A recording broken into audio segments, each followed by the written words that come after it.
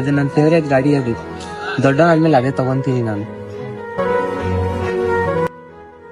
ಬಾ dream bike. ಕೆಲ್ಸಕ್ಕೆ ಹೋಗಿದ್ದೇನೆ ಇಸ್ಕೊಂತೀನಿ ಆ ಗಾಡಿ.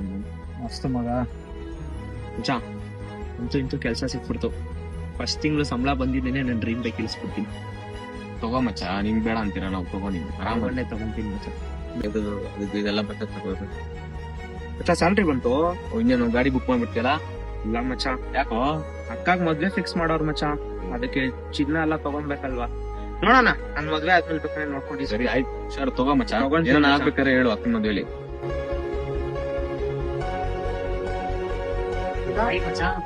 ಇನ್ನೇನ್ ಮದ್ವೆ ಆಗೋಯ್ತು, ಗಾಡಿ ಇಳಿಸ್ತೀಯ, ಯಾವಾಗ ಇಳಿಸ್ತೀಯ ಮತ್ತೆ?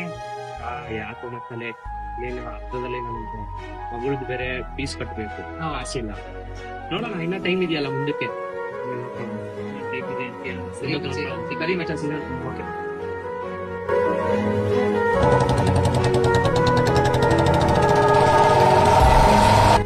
ಇವಾಗಾರು ಗಾಡಿ ತಗೊಳ್ರಿ. ವಯಸ್ಸೇ ಆಗೋಯ್ತ್ರಿ, ಬಿಡ್ರಿ, ಅದು ಹಂಗೆ ಡ್ರೀಮ್ ಆಗೇ ಇರ್ಲಿ.